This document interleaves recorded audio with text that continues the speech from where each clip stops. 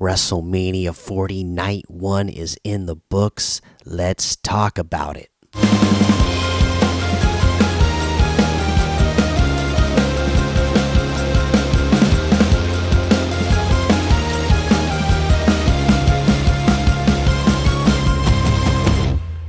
Welcome back to another episode of the Marked Wrestling Show, where we love professional wrestling.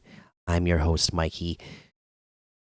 As we said in the intro here, WrestleMania 40 Night 1 is in the books. Let's give our reaction to it. Let's talk about it. We'll go through the matches one by one in the order that they occurred. So first up, a banger of the match.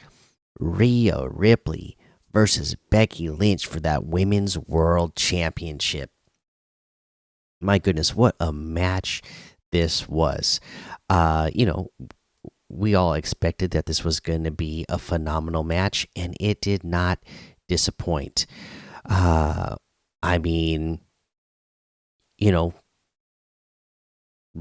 from the ringing of the bell, they got into this one right away. Again, like I said, when these women, when they get a chance to be on the big stage, all eyes on them, and that's what happens. If you're the first match on the card, everybody's getting into their seats. Everybody's there to watch the first match. They want to see how this show is going to go, and they are essentially going to judge how the rest of the night is going to go based off of your match. And based off of that first match, we knew this was going to be a good night of wrestling, because again, they got into it right away. They didn't hold back. We got to see the tenacity and charisma that Becky Lynch has, and we just got to see the raw power that Rhea Ripley has. This was a good match. This was again, a good banger where we had some great false finishes. We got to see, again, Becky Lynch is nasty. You get to see the power from Rhea Ripley. And just a real cool way this one ended. I mean, we know Rhea Ripley is going to do her riptide to win a match, right? But to do it, like the way she did it, she picked up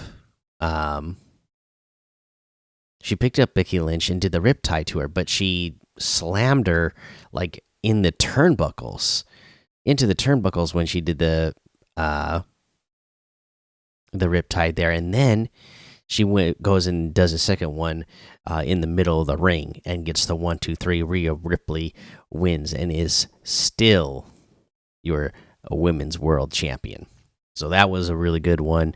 Again, banger right out the start. This show is going to be good. You know that we're in for a good WrestleMania overall, just based off of the first match. Again, just like when you go to any concert, you always hear people talk about that too, right? Like you gotta open up with a banger, so that the crowd's going to know that they're in for a good night. All right, and then second match on the card was a 6-pack ladder match for the Undisputed WWE Tag Team Championships. Split. It is confirmed. They did confirm it. It was split. It was for the Raw Championships and the SmackDown Championships. They separated them. 2 separate ladders. You don't got to collect them all. Whichever set you collect, you're that champion. And then another team can collect the other set, and then they're that champion. I guess a team could have possibly collected both sets and still been undisputed champions, right? But that's not how this worked out. Again, there's too much to even go over in this one. This was just wild chaos, and I absolutely loved it. Again, all the spots we got to see in this one, people jumping off of ladders, people getting slammed through ladders, people falling off of ladders to the outside. JD McDonough coming in here and interfering. Yeah, just a lot of fun stuff. And, you know, you wouldn't expect anything less out of a ladder match, right? There was going to be a lot of high spots, a lot of, um, you know, a lot of those holy shit moments that make you go, "Whoa! I can't believe that guy just got slammed through the ladder like that, or just got thrown off of the ladder from that high up all the way to the outside, or whatever move made you say that, right?" Now, okay, one of my predictions was that A Town Down Under, Austin Theory and Grayson Waller would win one of these sets of championships, and they did exactly that. They won the SmackDown Tag Team Championships. Again, no surprise there. Again, like I said, I feel like, hey, this is a team, two young guys that I think just have all the potential in the world, but they just haven't always been given great creative to show that. And I think Triple H, he's the one who hired them and saw all that potential and saw that potential being wasted. And now he can give them a title. And we've seen how his storytelling has been going the last year. So we know and feel confident that he can give Grayson Waller and Austin Theory good creative. And, by the end of their tag team reign, whether it's super long or if it's just like a month or two reign, by the end of it, I feel confident that, their characters will be in a better place. And if, not if, but when they break up, I don't feel this team is destined to stay a tag team forever. When they break up, they will both be better off than where they are now, and be bigger stars. And then, a feel good one that everybody I think was excited about.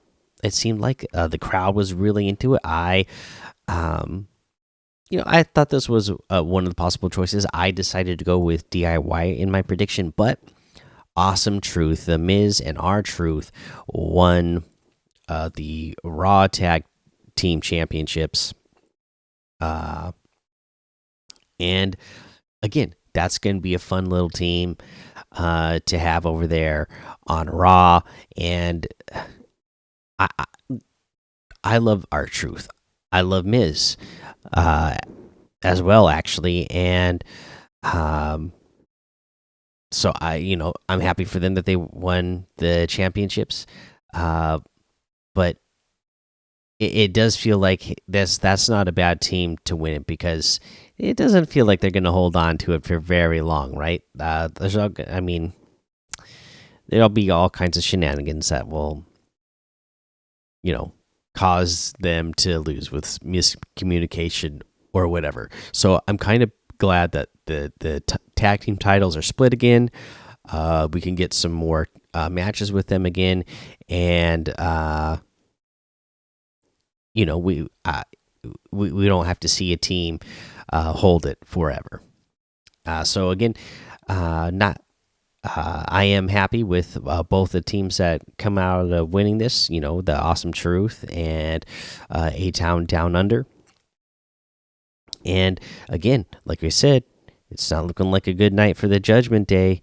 Already losing the both tag team titles. I wonder how strong they're going to be coming out of this. I mean, Rhea Ripley, she did good, like I expected, and I feel like there's going to be a lot of tension and emotions flying around with the rest of the Judgment Day, and Rhea Ripley might need to step away eventually. Let's get on to our next match, which was Andrade and Rey Mysterio versus Santos Escobar and Dominic Mysterio. This match for me was the one that, uh, I don't want to say disappointed, but it's the one that I was most disappointed in. There's no other way to say it. I mean, I was hoping for a lot more out of this, and it wasn't a bad match. I just was, it felt like it was missing something. There should have been something a little bit more that kept my attention with this one. Um, I mean, this one had all the cool shenanigans in it as well, with Jason Kelsey and Lane Johnson running in with their Mysterio inspired masks. We saw Jason Kelsey partying when his brother won the championship in a lucha mask, so they're out there to help and prevent. They're there to prevent Dominic and Santos from cheating, and I mean they basically cheated to help Ray and Andrade win. But it's all good. It was fun, and like I said, not a bad, but nothing really that I don't think it's going to be one that is memorable for me down the line. But again, congratulations for Andrade and Rey Mysterio winning that match with the help of Jason Kelsey and Lane Johnson. Let's get to our next match: Jey Uso versus Jimmy Uso in, just a blood feud match, just two twin brothers going at it. And I don't even remember which one I predicted was going to win in this one now, but it did play out similar to how I predicted, where, again, Jay's got the upper hand, but Jimmy's asking down there asking for forgiveness. And Jay being the good guy, he's the one that has a moment of pity on his brother and self reflection, and falls for it. Jimmy's able to take advantage of it, but you know, he, Jimmy, that is, super kicks Jay, goes off the top, does that Uso splash off the top. Can't get the 1-2-3 though, and then Jay hits Jimmy with the spear. He goes up to the top and he hits Uso splash, and Jay wins. Again, I don't even remember which of these brothers I was predicting was going to win this one, but it played out very similar to how I thought it was, and it was a good match.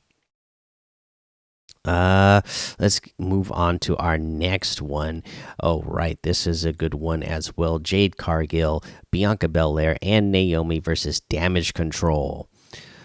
This one, again, to me, a lot of fun.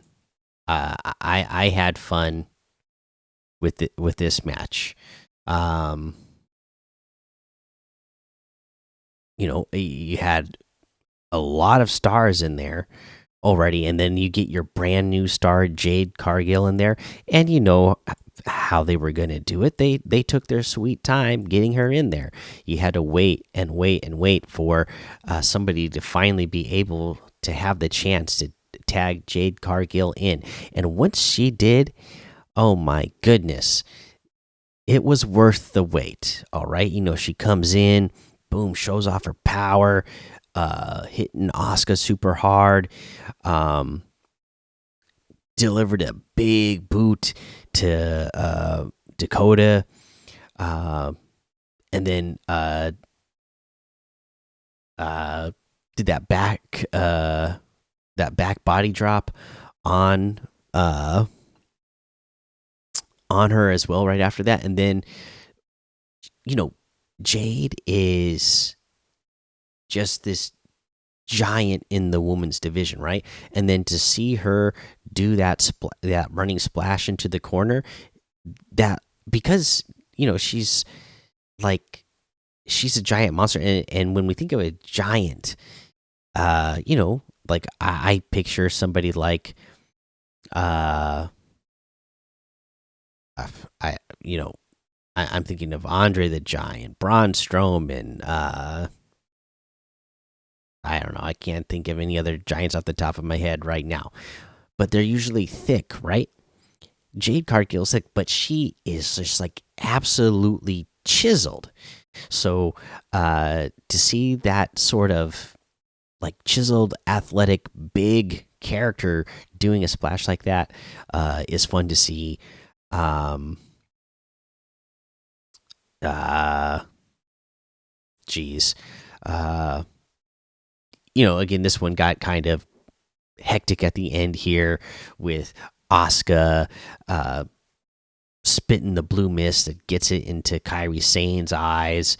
And then, oh my gosh, now I'm kind of remembering the other thing that got me in this one was, man, Bianca Belair. Every once in a while, she pulls out that hair whip, right? And oh my goodness, when she whipped Asuka with her ponytail, whoo, that one hurts. When I remember when she did that to Sasha Banks, and now she does it to Asuka.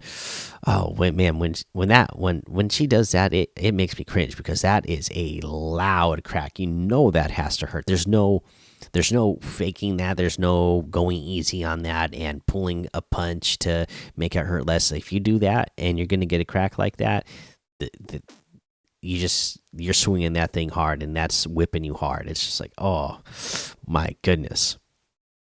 So that was again an awesome sight to see.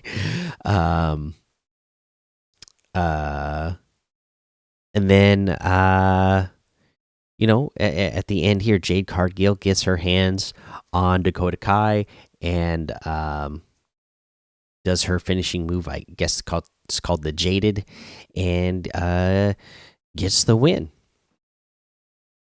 So Jade Cargill, Bianca Belair, and Naomi are your winners in that one.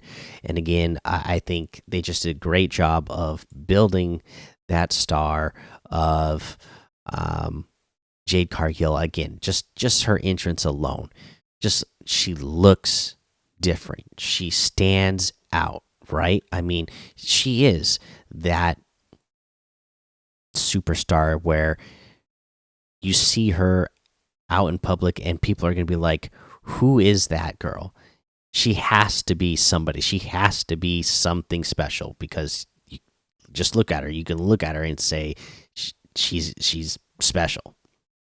So I'm going to be so excited to be seeing her on weekly television more often. And again, they didn't have her do a lot in this match, but what she did, I'm sure they practiced a lot. She looked good doing it, and she's been training for, it seems like, forever now, based on when she got signed. So I feel like at this point now they must feel confident that she is going to be ready for that, and I'm ready to see it. All right, let's go on to our next match. This was Gunther versus Sami Zayn for the Intercontinental Championship. And we started out backstage with this one. Sami Zayn is backstage talking to his wife and his kid, his son, and, like warning his wife, like, oh, you better keep our son back here because I don't want him to go out there and see what's about to happen tonight, because he knows it's going to get violent, right? With with Gunther, there's gonna be no punches pulled. It's gonna be hard hitting. Uh, and then Again, this really surprised me. Another part that surprised me was Chad Gable running into Sami Zayn backstage here and being like, "Hey, man, you don't need me. Go out there on your own. You've trained for this, and I believe in you now. You got it." And Sami Zayn's like, "All right." And then we keep following him backstage, walking through backstage. He gets to the curtain, and who's there waiting for him? Kevin Owens, just to give him words of encouragement and a big hug before he goes down to the ring to let him know that that he can get it done tonight and to hype Sami up. So that was cool to see. Um, and I mean, do I even need to explain to you what happened in this match? No, you know what's going to happen in a Gunter match. He's going to dominate them. He's going to chop them. He's going to suplex them. He's going to power bomb them. He's going to kick the hell out of them. He's going to just absolutely destroy someone. And that's what he was doing for a lot of this match. Gunter, again, great character work here at the end. Seeing Sami Zayn's wife out in the crowd, and kind of like taunting her, and then we get into the ending bit here where Sami Zayn,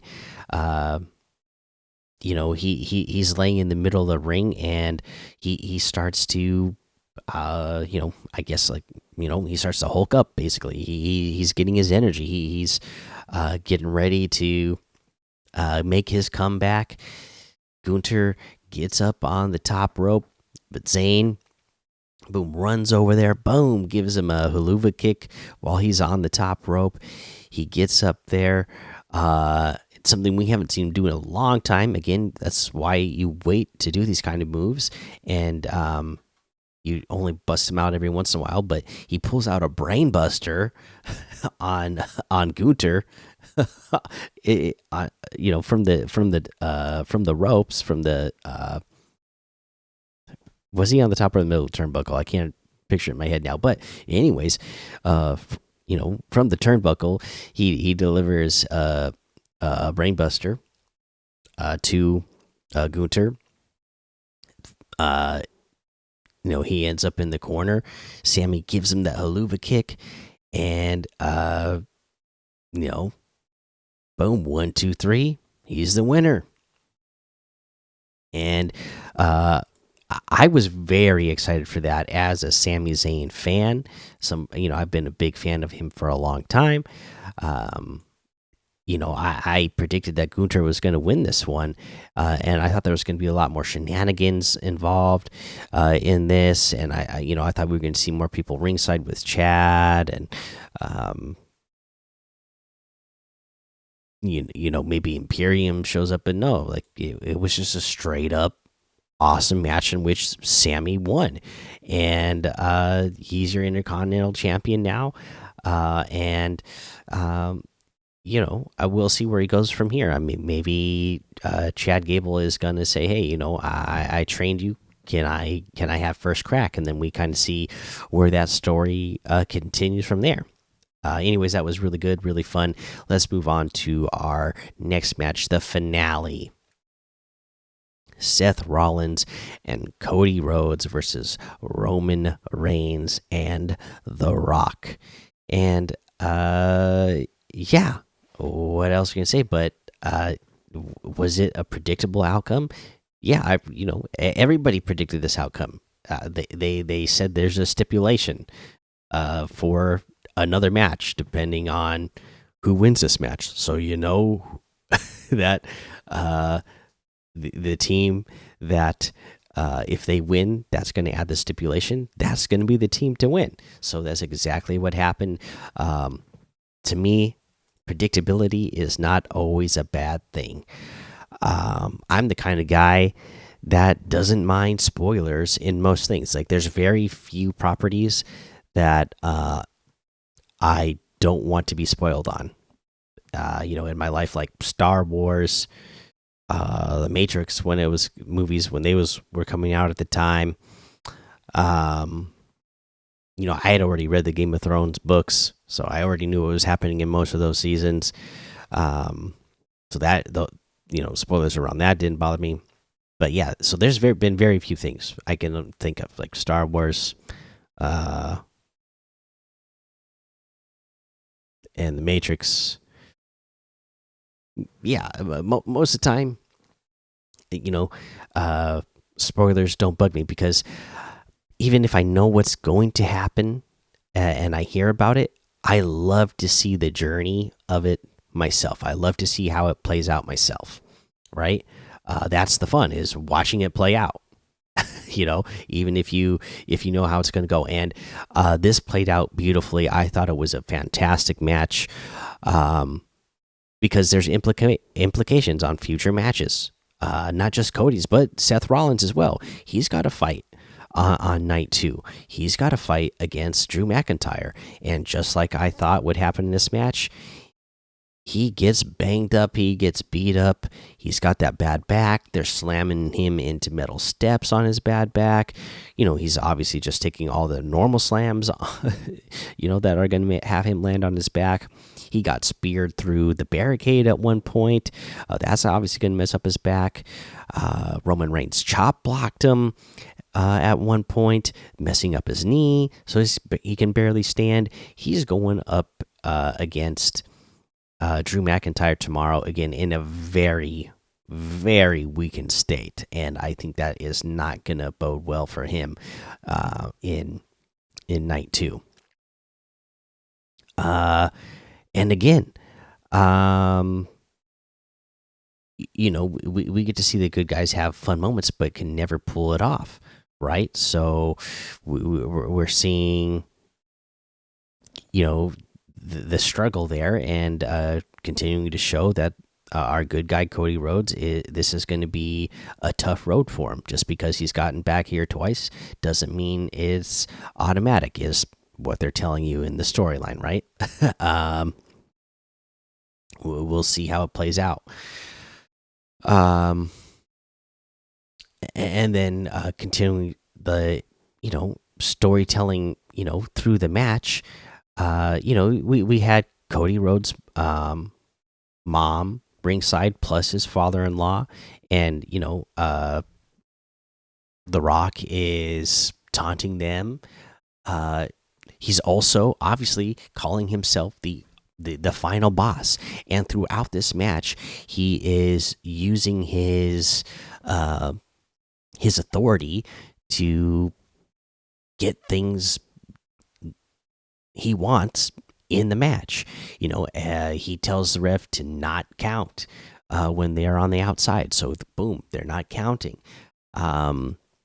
He tells the ref to not disqualify, so the Rock and Roman are able to, at one point they give a low blow to Seth. The Rock whips Cody Rhodes once again with that weight belt that he's saying that he's going to give to Cody Rhodes' mom with the blood and her tears. So we get to see the continuation of the story of him. We've heard about him being the final boss, but now we really got to see it in action here in a match and seeing just how much influence he has. So yeah, well, he really is the boss, and even if it means like cheating, but he says it's okay, then the ref has to listen to him because he is the boss. And again, just like I predicted, The Rock would get the pin on Cody Rhodes. Again, they've been building that feud a lot leading up to this point, and again, either way, if Cody wins or Roman wins on night 2, there's still a lot of unfinished business between Cody and The Rock that you don't want to just have that go away. So you have to have The Rock pin Cody, because maybe Cody wants to get that back one day, and that would be a fun thing to have down the future. So again, I think good storytelling throughout the match, good job of setting up future storylines, both very immediate story things that are going to happen on the very next night of WrestleMania, and setting up a lot of things that could happen down the line. I mean, obviously, the other thing too was we saw Roman accidentally spear The Rock. It didn't cause any problems in this match, but we know how wrestling works. Even though it was an accident, for some reason, even though they can go back and watch the replay for themselves, it's still, I'm sure it'll be brought up as an issue between them at some point, how Roman speared The Rock. And yeah, you know how wrestling is. And we absolutely love it for that. Okay, well, that was your final. Obviously, The Rock and Roman win. They go out of the ring with their heads held high, holding their titles, because Roman's got his title, and The Rock was going out there with that People's Champion title belt that he, I guess, had made for him. So he was lugging that thing around, and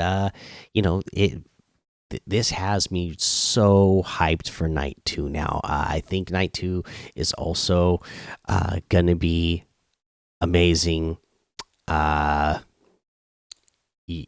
It's it's also got a lot of matches on night 2 I wasn't as excited about for night 1, but now that what we've seen again, just right from the start, Rhea Ripley and Becky Lynch having a hot match out the start, it just makes me that much more confident that everybody's going to give it their all, and we're going to see amazing matches on night 2. I mean, I can't imagine any performer on night 2 is going to give it any less than what we saw on night 1, and now they know what the bar is, so they know, what they need to do to get over that bar. So it's almost like they have an advantage. So even some of these matches maybe that we weren't as excited about might end up being way better than we might have thought. So I'm really excited about it.